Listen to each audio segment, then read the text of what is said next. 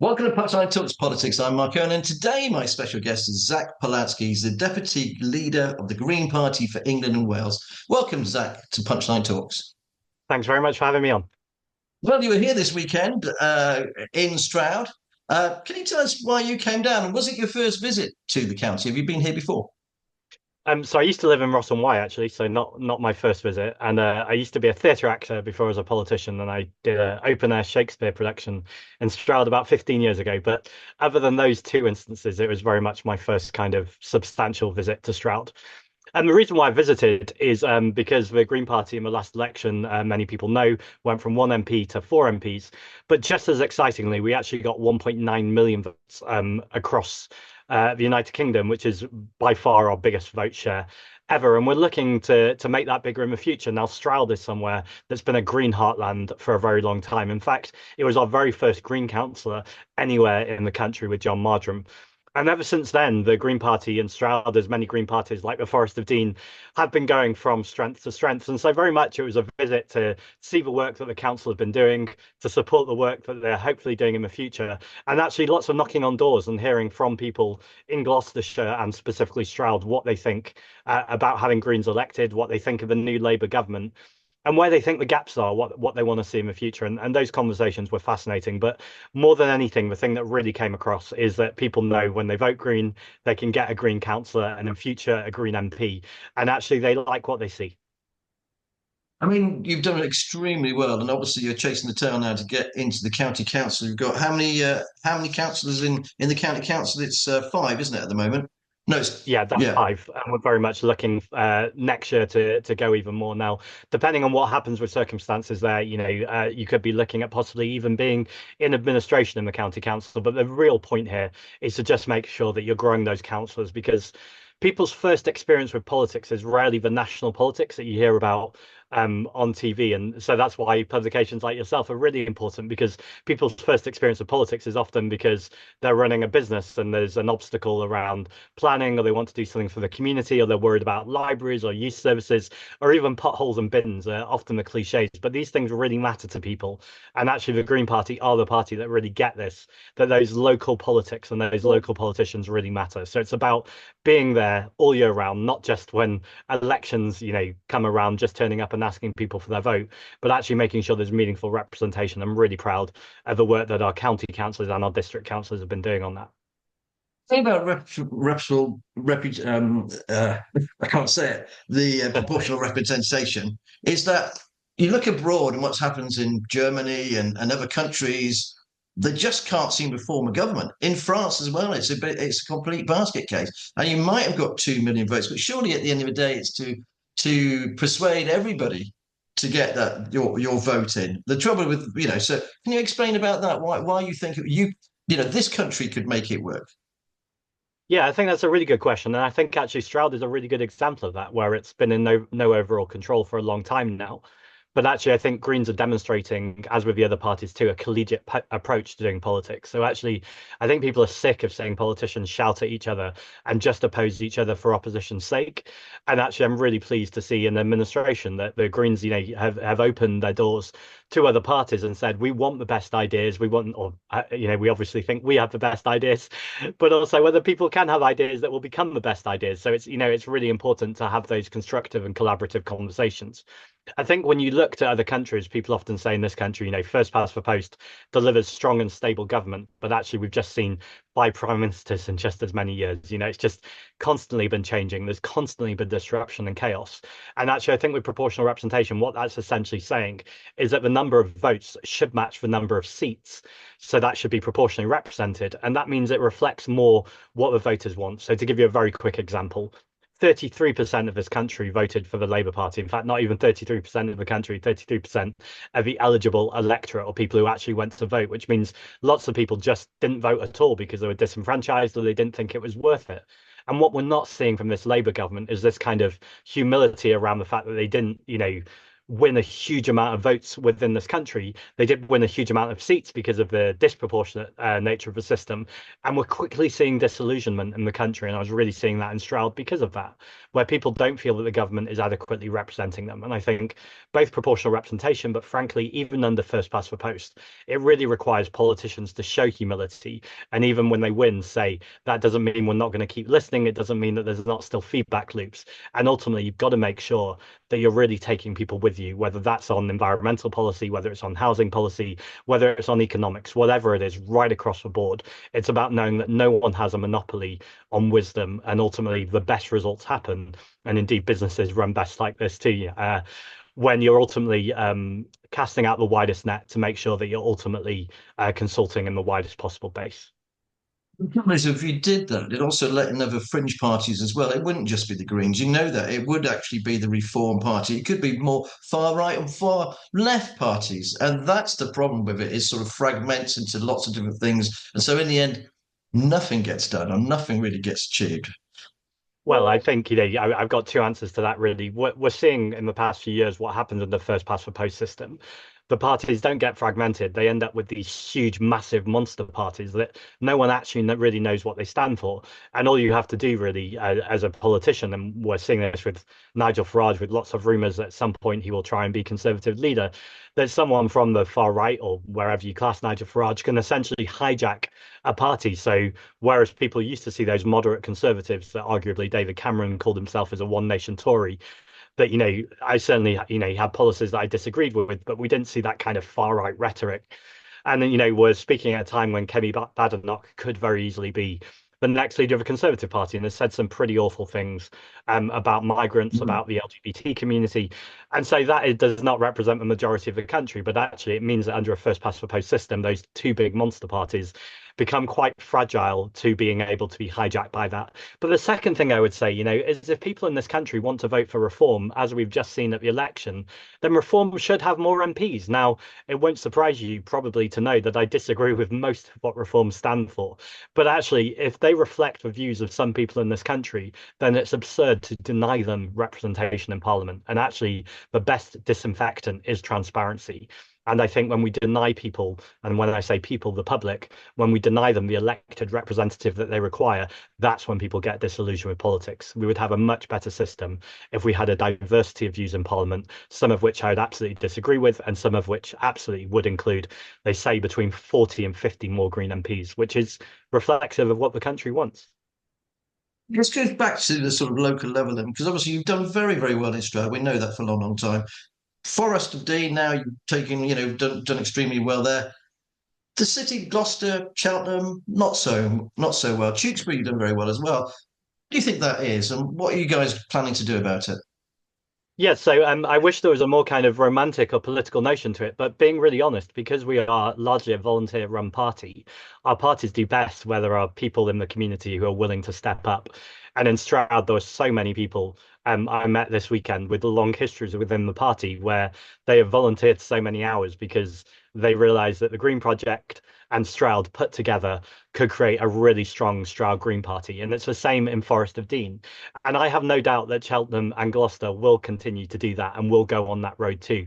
I think it's fair to say they're a few years behind that path, but there's absolutely nothing to stop them. And so I think it's largely, and I would very much encourage anyone watching or listening to this, that if you're in those areas and you think, yes, I'd like to see more Green representation in my area, we are an entirely democratic grassroots party. So it is one member, one vote. Our policy and our strategy is decided by members. So anyone who joins a party, whether they joined 10 years ago or just after listening to this interview, no heavy hint there, but whenever they join the party, they have as much power as me in terms of what our policy and our strategy is within the party. And that's a completely different way of doing politics. And I'd love to see Cheltenham Green Party, Gloucester Green Party grow and have the same kind of success that Forest and Dean and Stroud Green Party have had. And there's nothing stopping them from doing that. It just requires people to step up and get involved. Okay. Well, the other thing I just read it here on the press release that was sent over here as well today was referring to the sort of business side of things. Obviously, we're predominantly a business publication, and it says here, referring to the Green Manifesto pledge of a wealth tax, it said, "We're not anti-business, far from it. We know how important independent businesses are at beating heart of the economic system. but there is a blockage in the system because we're not taxing multimillionaires properly. What do you mean blockage in the system? And surely if you tax the millionaires too much, they'll just run out. They are the wealth creators at the end of the day, and they don't need to live here. They can afford to move somewhere else. So the issue that the Green Party are most known for is tackling the climate crisis, but something we've been very successful at, I think, particularly at this election, is people realizing we are not just an environmental party, although that's very important to us, but actually we've got a whole range of policy, including looking at what a fairer society looks like and what a fairer taxation system looks like. We talk about a cost of living crisis, but actually in the pandemic, we saw more billionaires created in this country than ever before, whilst many people are struggling to heat their homes and put food on their table. It's an old cliche, but just in Stroud this weekend, I met a pensioner on one of the doors who said that she was really worried about the winter fuel payment. And actually, she had two jobs and she was having to cut back from one of them because ultimately it made no financial sense. There's no coherency to this. Now, just to reiterate what was said in that quote is that to tackle the climate crisis, independent businesses are going to be huge in that because ultimately we need this transition in our society. And the best way for people to make green transitions is to make sure it is the cheapest option, that it's the most convenient and it's the most attractive. Tackling the climate crisis should not be about sacrifices, or wearing a hair shirt. It should actually be about better society, about making a society where we're more community focused, where people feel like they have more of a stake. So we've got to tackle that inequality. So to come to your question directly, this is about who are we taxing and how are we putting that money into public services. The tax we're talking about is a 1% tax on multimillionaires and billionaires. So that's a 1% tax on assets of £10 million or more, or a 2% tax on assets of £1 billion or more. And that's because a lot of those assets are often stagnant. They're blockages in the system. It means the money isn't flowing in the system. Now, you don't have to take my word for this. There's a group called Patriotic Millionaires who are, it says what it is on the tin, a group of millionaires who are patriotic about this country, who are saying that ultimately we want to see a national health service that's better funded. We want a police service where we know people can actually respond to a crime. We want to know that if we have an education system where it is a right and not just a privilege. And ultimately, all of these things need public funding. And to get that public funding, we need some of those with the broader shoulders to pay a very, very small amount more. And actually, when I speak to people who are doing, very successful things, they rarely have a problem with that. I think just to finally answer that question, what you're really talking about is capital flight there. So that's the idea that people will pick up and flee the country. But I think we can be more patriotic about this country. I think people invest in this country because they love the art, the history, the music in this country. And, ultimately, if people want to flee, I think that misses fundamentally why people are investing in this country. Also, a lot of those investments are not things that you could just pick up and run off with that. And I think it's only right that we are transparent and we are honest about that, people who have done very well by this country, who have benefited from the public services in this country should contribute. And I think that's an argument most people can get behind. You think about it, finally, my other take on it is the people who obviously have benefited and grown their businesses, they actually opt out of using public services. They take their kids to private school. They have private medical. They don't use the services as much, but they pay the bigger amount for it. But I think that's a discussion perhaps we can have another day. I don't want to go round and round. I would just argue that obviously, you're in Stroud. Sorry, go on. I just argue that the people who work for them very, very often use those services. They say no business person is a one person operation. Ultimately, they benefit from the society we live in, and if people are going to consume their product, or the people who work for them, they use those public services. So I hear what you're saying, and it should never be so punitive that people feel it's unfair. But at the moment, it's so out of kilter that I think it just makes a little bit sense to ask them to put their hands in their pockets and give a little bit more. I'm going to ask you, so you were there. It's okay. No, you were there today in Stroud. Over the weekend in Stroud. Disappointed that Dale Vince, he's such a green champion. Is part of the Labour Party and bankrolls the Labour Party rather than the Green Party. Yeah, so I think Dale Vince has his own reasons for doing that. And I think, he was asked in an interview recently if he'd been offered a peerage by the Labour Party. He said he hadn't. He was then asked if he would take a peerage, and he said, well, we'd have to see what happens. I just think that, ultimately Dale Vince is doing what's best for his business. And, that's business people will understand and sympathize with that. But I think when you really look at what the Labour Party are doing, we've seen him quickly almost turn on the Labour Party. In fact, I've seen him criticise them several times over the past couple of weeks, things like their £22 billion in carbon capture and storage, which is a completely unproven technology. At the same time, they're talking about a 22 billion pound black hole in the financial system. You just couldn't quite make that up. I think also some of the Labour positions around workers' rights and some of the watering down of workers' rights are things that I think would concern most people. I never want to kind of get into a spat with public figures, and I think Dale Vince has been an important part of talking about things, particularly around the plant-based transition, which are things that I really support. The things that Dale Vince has been speaking about, whilst also at the same time we need to keep talking to farmers and make sure that they're a fundamental part of this conversation too. No one knows land better than the people who work on it. But ultimately, it's not the Dale Vinces of the country I'm worried and concerned about. I want to make sure that we're working at the grassroots level. It's the kind of people I've been knocking on doors for all weekend in Stroud that are worried about their homes, their businesses, their families, rather than multimillionaires. That I want everyone to vote for us, but I want to make sure that ultimately we're speaking for people and for communities, and it's up to Dale Vince who he wants to support. Well, unfortunately, we're kind of running out of time, so I'm going to ask you actually for your top three business tips, please, Zack. So I'm not a business person, but I work in politics. So I guess if I look at the crossover of how those things work, I think the first thing is to keep honesty and integrity. People will laugh about that, I think, a lot with some of the politicians that we see on the national stage, but I think that's why it's important to push back on that and ultimately make sure whether you're working in business or politics. I think even if people disagree with what you've said, and I'd hope, in this interview, there might be things that people have disagreed with. I think people will always have a lot of time for you if they know that, you're going to be straight with people. You're not trying to hide anything. I think in the Green Party, we have two vested interests. They're the people and the planet. Those are the two things that we want to protect, and we're honest about that. I think the second thing is to spot the gaps. So there is no point in replicating what is already there. So I think to be able to look at what is your unique selling point, I think, this is an old cliche, but it's a cliche for a reason. We feel that in the Green Party because we feel right now, the Labour Party say they offer change, but it's not the real hope and real change. So the Green Party are offering that meaningful alternative. And I think the third thing is that people often buy the person.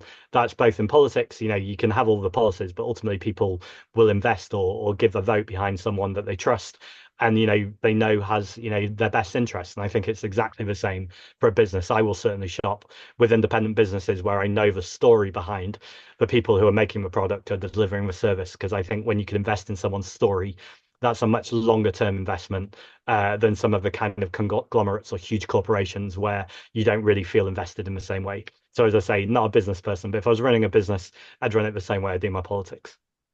Zack Polanski, thanks ever so much for joining Punchline Talks today. Really appreciate it for your time. Have a Thanks nice so much for day. having me. Bye. And it's always in the punchline. Bye.